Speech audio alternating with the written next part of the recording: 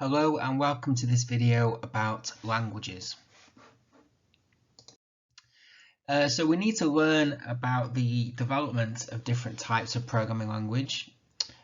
We need to be able to classify programming languages into low and high level.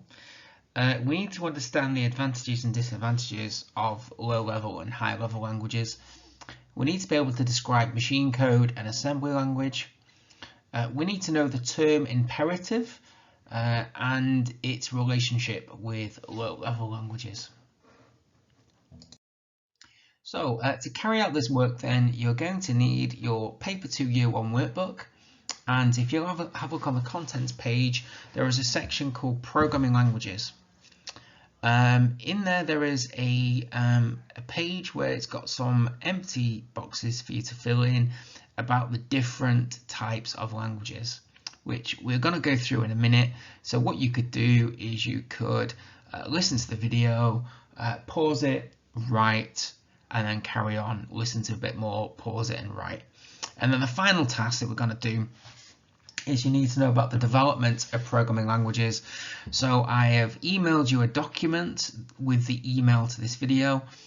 If you access this video on Teams, I will put the document with that task as well, and I'll also try and put it in the information for the video. There are multiple ways to classify programming languages. One of the most common is by generation, so like first generation to fourth generation. You don't need to know any more than fourth, but there are like fifth generation programming languages as well. Another classification is between low and high level languages, and there's also really quite a range of different high level languages, so not every high level language is the same.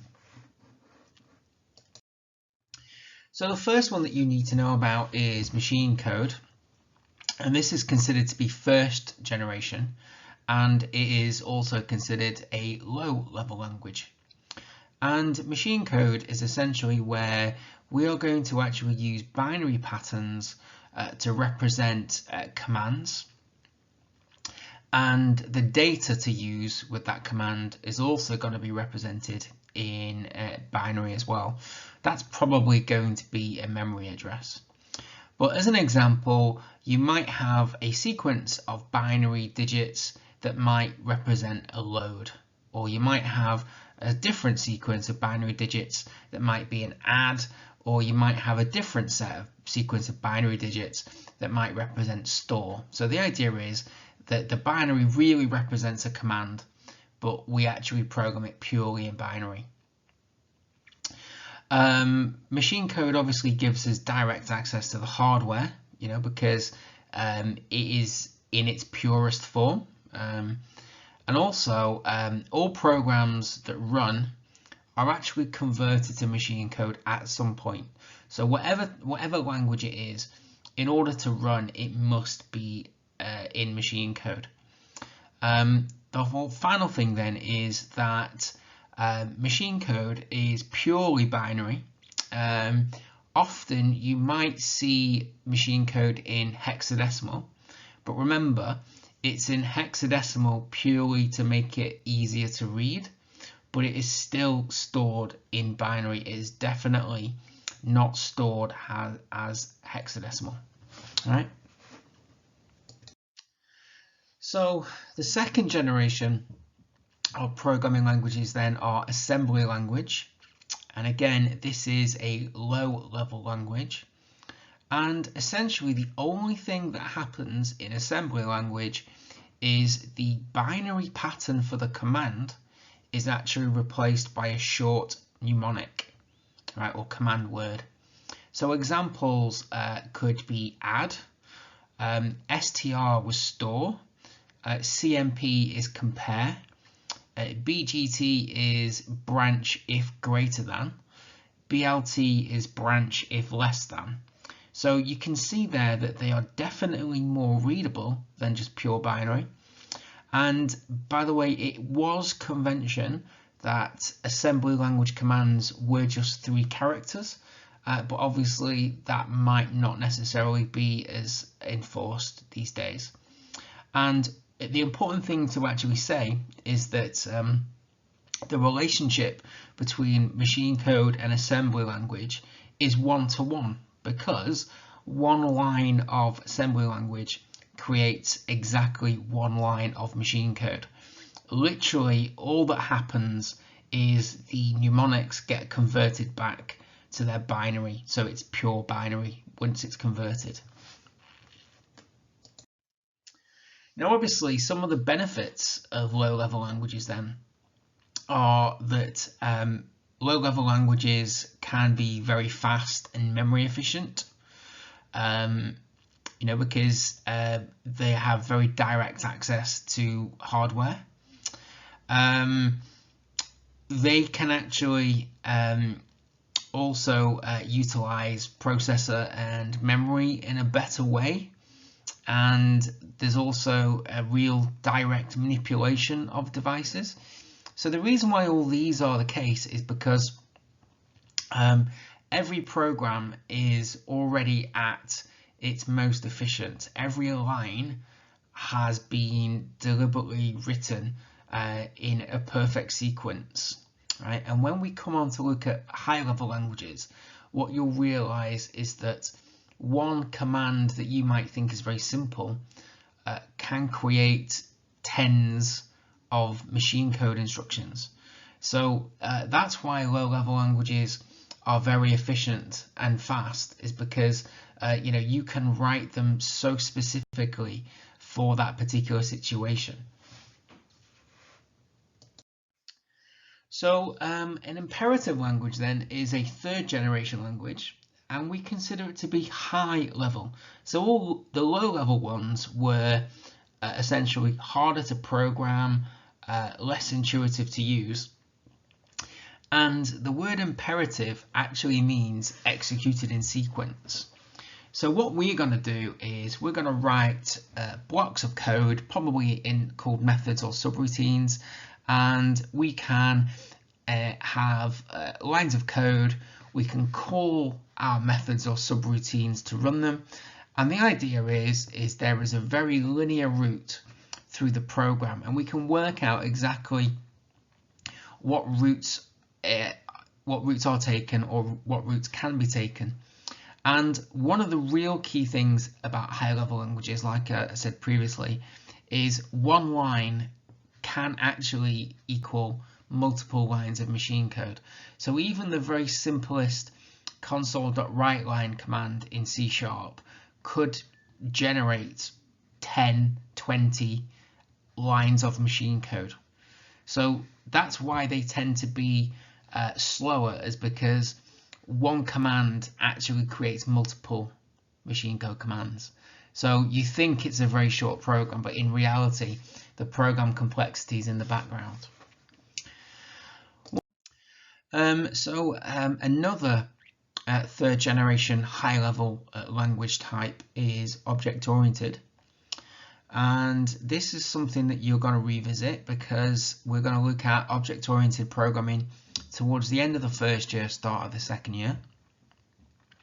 So the idea is that we're going to create a definition for each object that we have within our system or scenario. So what we're going to do is we're going to look at and think about what types of things our system or scenario contains. And for example, that could be in a college situation like student, staff, room, subject, class. So there's quite a few potential entities there. And what we're going to do is we're going to create a definition for each one. All right. And what we're going to do then is we're going to create objects to match those that are in our system, right? And the definition that we write is going to explain what the data each object has and what operations it can perform, so that objects will actually interact with other objects using what we define in the definition process, right? And the idea of this is that essentially there isn't necessarily a defined route through your program. It's how these different objects are going to interact that actually causes the program code. So it is more complicated, and it is a difficult concept to grasp, but it is something that we are going to look at in the future. And same with other high-level languages. One line of code actually equals multiple lines of machine code. Right, so the fourth generation language and the final set of high-level languages are called declarative. And the idea of declarative languages is the programmer specifies what they want to produce without actually having to say how to achieve it. So what we're doing is we're saying this is what I want, and the system is determining how to get that. So you don't tell it how, you only tell it what, right? Examples of declarative languages are things like SQL, which again, something that we will do at the start of the second year.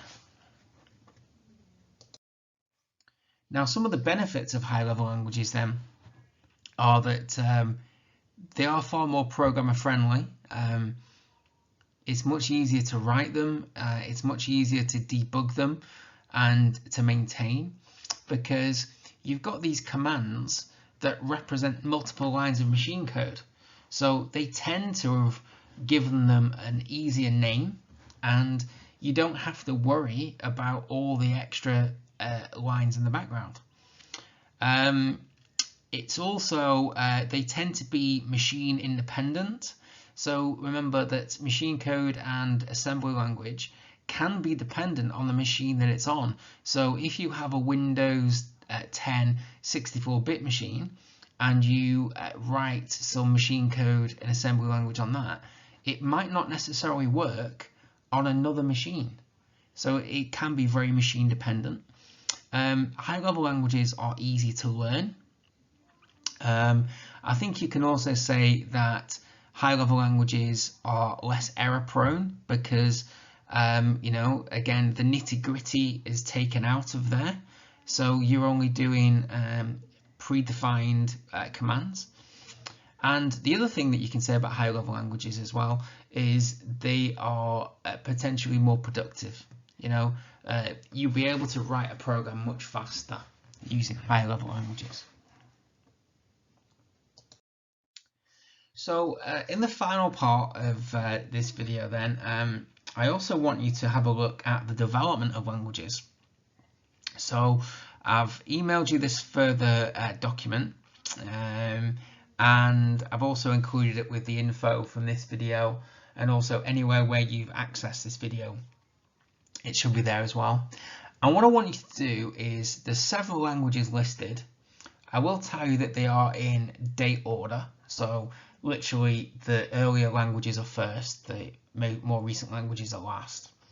And what I want you to try and do is record when was it released, because you might be surprised that some languages that are still in use today actually originate from the 50s.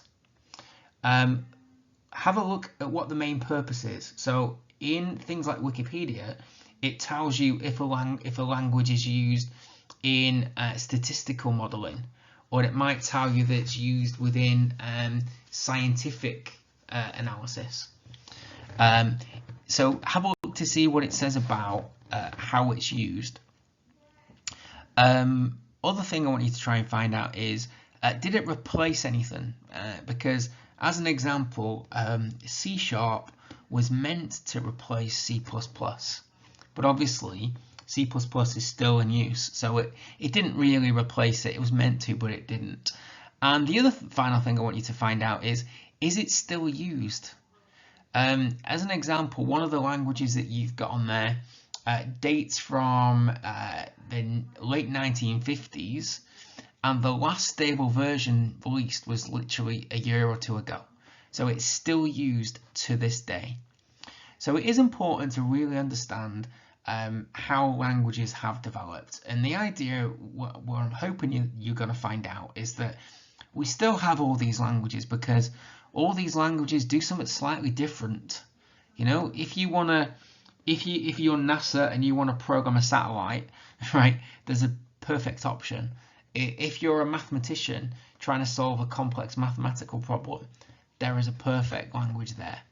So have a look at that and have a go, see what we can do. Right, so thank you for watching this video, and if you've got any questions, you can contact me via Teams or by email.